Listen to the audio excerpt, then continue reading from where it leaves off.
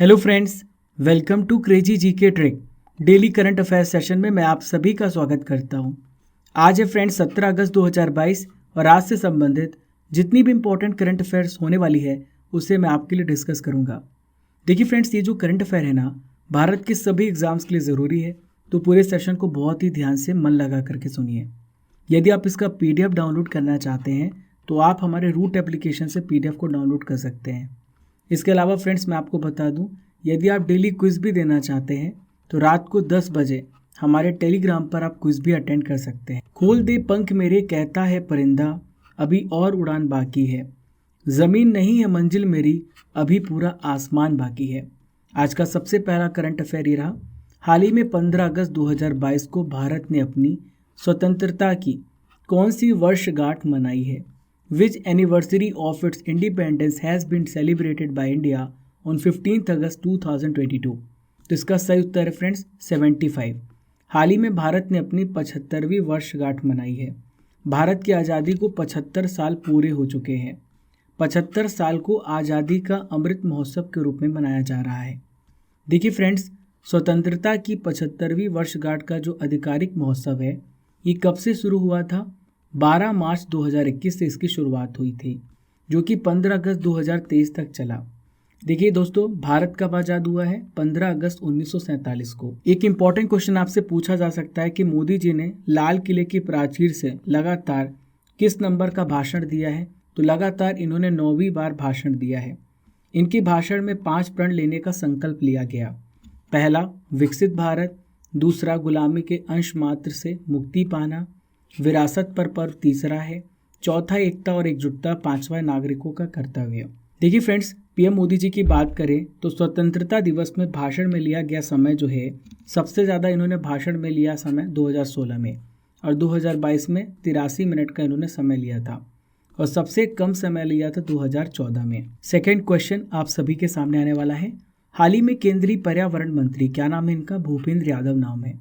इन्होंने किस राज्य में हाथी अभ्यारण्य स्थापित करने की घोषणा की है? Union environment minister Bhupender Yadav has announced to set up an elephant century in which state? दोस्तों, कहाँ पर किया जा रहा है? तमिलनाडु में। तमिलनाडु के अगस्त्यमलाई में एक नया हाथी रिजर्व को अधिसूचित किया जाएगा, जो कि 1197 वर्ग किलोमीटर के क्षेत्र में फैला होगा। देखिए, पिछले 3 सालों में देखा जाए तो 3 हाथी अभ्यारण्य स्थापित किए गए। कर्नाटक में दांदेली, नागालैंड में सिंगफन और छत्तीसगढ़ में लेमुरु को अधिसूचित किया गया है। देखिए दोस्तों, मैं आपको बता दूं, प्रेजेंट में हाथी रिजर्व की बात करें तो 14 राज्यों में हाथी रिजर्व का जो एरिया है वह 76,508 वर्ग मीटर। देखिए, डाटा है और डाटा में बताया गया कि हर साल हाथियों के द्वारा लगभग 500 लोग मारे जाते हैं, और लोग इसके प्रतिशोध में हर साल लगभग 100 हाथी मार देते हैं। विश्व हाथी दिवस 2022 के अवसर पर भूपेंद्र यादव जी ने मानस टाइगर रिजर्व के महावत दंडेसर बोरा को गज गौरव पुरस्कार भी प्रदान किया है। इसके अलावा फ्रेंड्स, तमिलनाडु के मासालार समुदाय और केरल के महावतों को भी गौरव पुरस्कार प्रदान किया गया है। आपसे पूछा जा सकता है कि हाथियों को बचाने के लिए एलिफेंट प्रोजेक्ट कब से शुरू किया गया? 1992 में। देखिए, थर्ड इंपॉर्टेंट क्वेश्चन, हाल ही में किसके लंदन में स्थित घर को ब्लू प्लैक सम्मान प्राप्त हुआ है? Whose house in London has recently received the blue plaque award? तो इसका सही उत्तर है दादा भाई नरोजे। दादा भाई नरोजे को grand old man of India कहा जाता है। देखिए, दादा भाई नरोजे की बात करें तो ये भारतीय स्वतंत्रता सेनानी थे और ब्रिटेन के पहले भारतीय सांसद भी थे दादा भाई नरोजे। इसी घर को ब्लू प्लैक से सम्मानित किया गया है। अब आप सोच रहे होंगे कि ब्लू प्लैक होता क्या है, तो मैं आपको समझा देता हूँ। तो ब्लू प्लैक जो है, लंदन के ऐतिहासिक महत्व की इमारतों को दिया जाने वाला सम्मान है। देखिए, दादा भाई नौरोजी की बात करें तो 19वीं सदी में ये करीब 8 साल तक लंदन में इस घर पर रहे थे। इसे इंग्लिश हेरिटेज द्वारा दिया जाता है। किसके द्वारा सम्मान दिया जाता है? इंग्लिश हेरिटेज के द्वारा। देखिए फ्रेंड्स, यहाँ पे दादा भाई नौरोजी की बात आ रही है तो बहुत सारे हिस्ट्री से रिलेटेड क्वेश्चन इनसे संबंधित पूछ लिए जाते हैं, तो ध्यान से सुनिए। तो देखिए फ्रेंड्स, आपसे पूछा जा सकता है 1866 में ऐसी कौन सी घटना हुई है? तो इन्होंने लंदन में ईस्ट इंडिया एसोसिएशन की स्थापना की। ये किसके स्थान पर आई? लंदन इंडियन सोसाइटी का स्थान इसने लिया है। देखिए फ्रेंड्स, इन्हें उपनामों से भी जाना जाता है। भारत के grand old man of India कहा जाता था, भारत के आधिकारिक राजदूत भी कहे जाते थे। इन्होंने बहुत इम्पोर्टेंट आर्थिक निकास या धन निष्कासन के सिद्धांत का प्रस्ताव भी रखा था। इनकी काफ़ी फेमस बुक है, इसका नाम है poverty and un British rule in India. ये भारतीय राष्ट्रीय कांग्रेस के संस्थापक सदस्यों में से एक सदस्य थे। 1854 में एक एंग्लो गुजराती अखबार भी शुरू किया जिसका नाम रस्त गुफ्तार था। चलिए फ्रेंड्स, आइए देखते हैं question number 4, very very important question. हाल ही में दुनिया के सबसे ऊंचे चिनाब रेलवे ब्रिज के गोल्डन जॉइंट का उद्घाटन किया गया। ये भारत के किस राज्य या फिर केंद्र शासित प्रदेश में स्थित है? The golden joint of the world's highest Chenab railway bridge has been inaugurated. It is located in which state और यूनियन टेरिटरी ऑफ इंडिया? तो ये जो चिनाब रेलवे ब्रिज है ये जम्मू एंड कश्मीर केंद्र शासित प्रदेश में है। ये दुनिया का सबसे ऊंचा पुल है। चिनाब ब्रिज के गोल्डन जॉइंट का उद्घाटन 13 अगस्त 2022 को हो गया है। इस ब्रिज का जो काम है पूरा ही होने वाला है और पूरा होने की कगार पर है। दोस्तों, दुनिया के सबसे ऊंचे रेलवे आर्क ब्रिज का निर्माण कहाँ पर किया जा रहा है? जम्मू एंड कश्मीर में। देखिए, चिनाब ब्रिज जो है इसका नाम क्यों पड़ा चिनाब ब्रिज? क्योंकि ये जो रेलवे पुल है ये चिनाब नदी पर बनाया गया है। ये चिनाब नदी के जलस्तर से कितना मीटर ऊंचा है? 359 मीटर। और इसकी लंबाई कितनी है पूछा जा सकता है, ध्यान रखिएगा 1315 मीटर है। ये जो पुल है एफिल टावर से 35 मीटर ऊंचा है और इस आर्च का टोटल वजन जो है 10,619 मीट्रिक टन है और इस पुल के निर्माण में 28,660 मीट्रिक टन स्टील का निर्माण हुआ है। ये जो पुल है भूकंप और तेज धमाकों में भी बिल्कुल सुरक्षित रहेगा। चलिए दोस्तों, आइए देखते हैं question number 5, very very important question. हाल ही में भावना डिहारिया ने माउंट एल्ब्रुस कहाँ पर है? रूस पर है। इस पर चढ़ाई पूरी की है। इनका संबंध भारत के किस राज्य से है? तो इनका संबंध भारत के मध्य प्रदेश राज्य से है। ये मध्य प्रदेश की बेटी हैं और माउंटेनियर है भावना डिहरिया। इन्होंने 15 अगस्त को माउंट एल्ब्रुस जो कि रूस में है आज़ादी का जश्न मनाया भारत का झंडा फहरा करके। देखिए दोस्तों, आपसे पूछा जा सकता है कि जो माउंट एल्ब्रुस है ये सबसे ऊंची चोटी कहाँ की है? तो यूरोप की सबसे ऊंची चोटी है जो कि रूस और जॉर्जिया बॉर्डर पर स्थित है। इसकी ऊंचाई 5,642 मीटर है। दुनिया की सबसे ऊंची चोटी माउंट एवरेस्ट है जो कि 8,850 मीटर की। कितनी है? 8,850 मीटर की। देखिए, भावना की बात करें तो भावना जो डेहरिया हैं ये माउंट एवरेस्ट का भी फतेह कर चुकी हैं। इनके साथ सीहोर की रहने वाली मेघा परमार ने भी माउंट एवरेस्ट पर फतेह किया था। दोस्तों, भावना जो है एमपी के किस ज़िले से बिलोंग करती हैं? तो एमपी के छिंदवाड़ा ज़िले से बिलोंग करती हैं। छिंदवाड़ा एमपी का सबसे बड़ा ज़िला है। छिंदवाड़ा के छोटे गांव तामिया की रहने वाली हैं। देखिए फ्रेंड्स, नॉलेज फैक्ट्री में आज हम बात करेंगे सबसे पहले भारत की प्रथम महिलाओं के बारे में। ध्यान से सुनिएगा, इंपॉर्टेंट क्वेश्चन पूछे जा सकते हैं इस टॉपिक से। तो भारत की सबसे कम उम्र की महिला पायलट का क्या नाम है? आयशा अजीज़ नाम है। देखिए नेक्स्ट है एशियाई खेलों में गोल्ड मेडल जीतने वाली पहली भारतीय महिला पहलवान।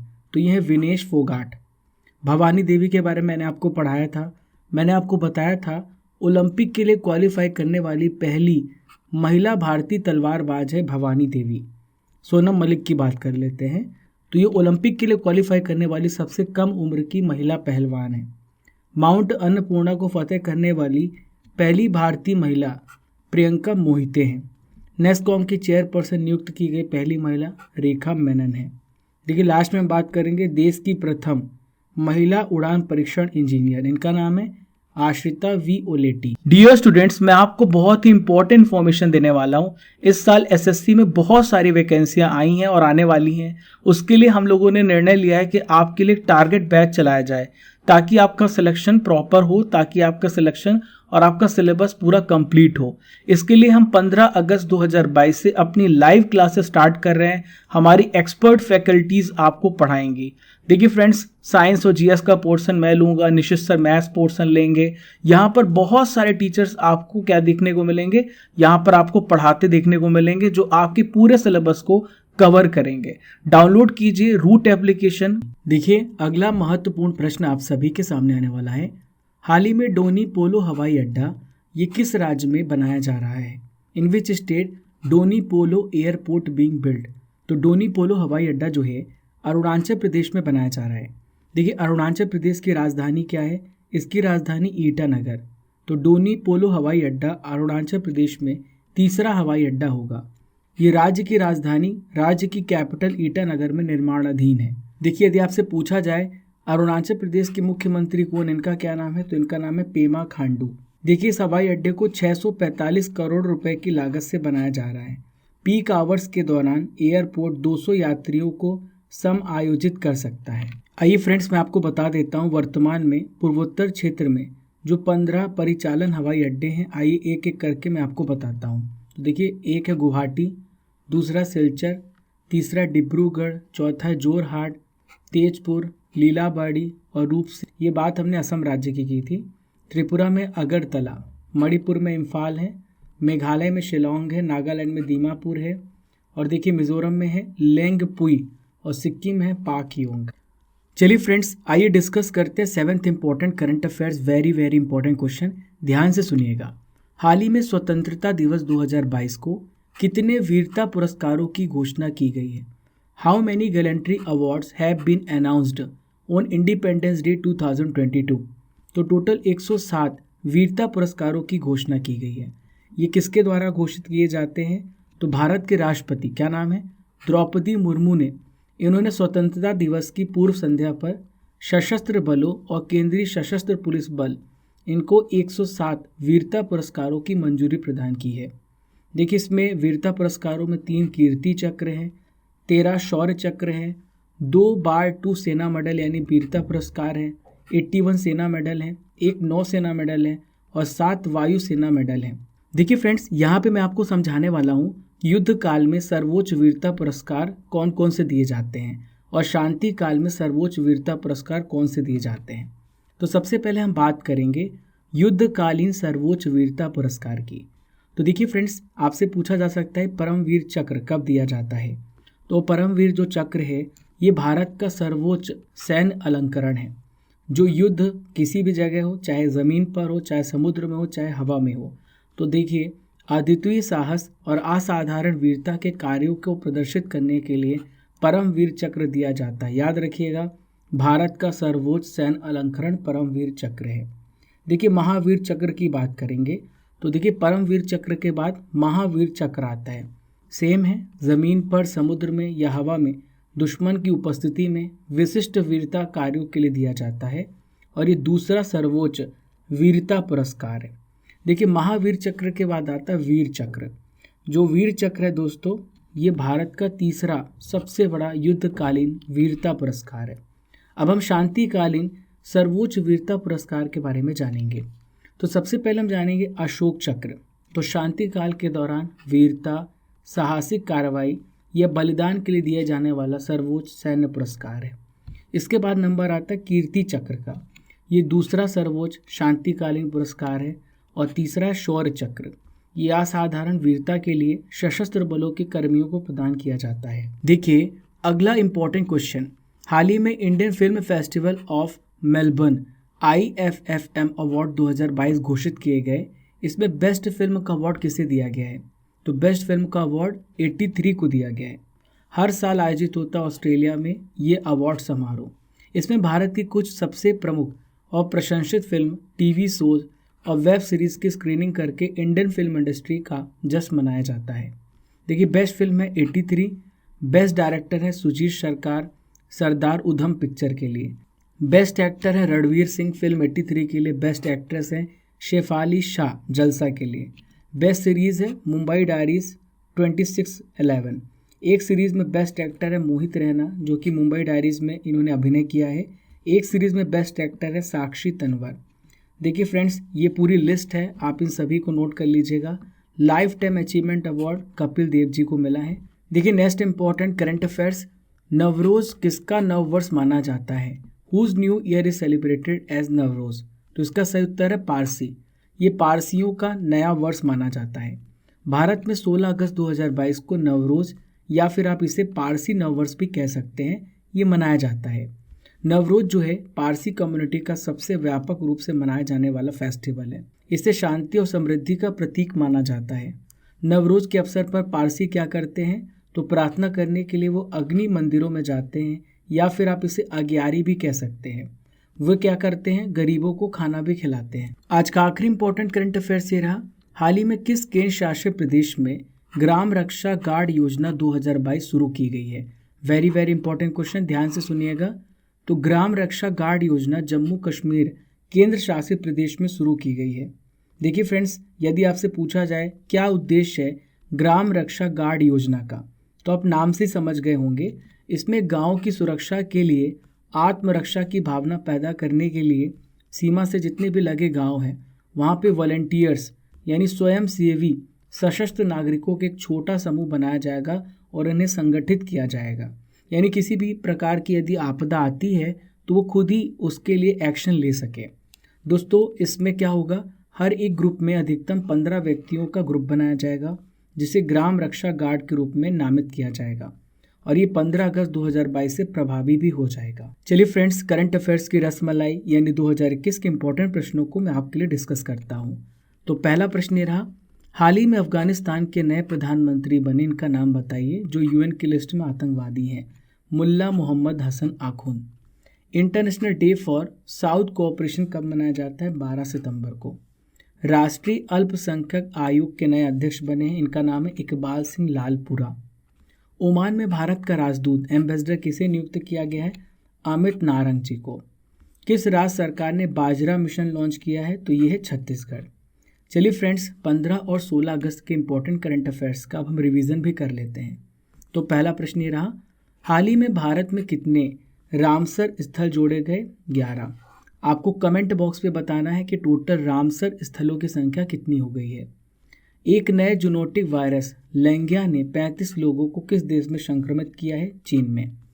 पहली अंडर 16 खेलो इंडिया महिला हॉकी लीग 16 अगस्त से कहां पर शुरू हो रही? नई दिल्ली में। चीन और मध्य और पूर्वी यूरोपीय देशों के सहयोग समूह से कौन कौन से देश हट गए हैं? तो यह है लतविया और एस्टोनिया। देखिए, फिफ्थ इंपॉर्टेंट रिवीजन क्वेश्चन, अंतर्राष्ट्रीय युवा दिवस कब मनाया जाता है?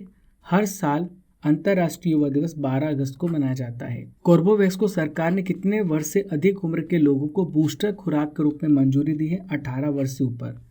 फ्रांस के सर्वोच्च नागरिक सम्मान शेवेलियर दी ला लीजन दी ऑनर से किसे सम्मानित किया जाएगा? शशि थरूर को। हाल ही में ऋषभ पंत को किस राज्य का ब्रांड एम्बेसडर बनाया गया? उत्तराखंड राज्य का। देखिए फ्रेंड्स, नेक्स्ट है 600 T20 मैच खेलने वाले दुनिया के पहले क्रिकेटर बने किरण पोलार्ड। विश्व हाथी दिवस कब मनाया जाता है? हर साल 12 अगस्त को। फ्रेंड्स, मैं आपसे प्रश्न करूंगा जिसका उत्तर आपको कमेंट बॉक्स पे देना है। तो प्रश्न ये रहा, पीएम मोदी जी ने स्वतंत्रता दिवस पर सबसे लंबा भाषण किस वर्ष दिया था? आपको इसका आंसर कमेंट बॉक्स पे बताना है। देखिए फ्रेंड्स, ये था 15 और 16 अगस्त के इंपॉर्टेंट करंट अफेयर्स का रिवीजन।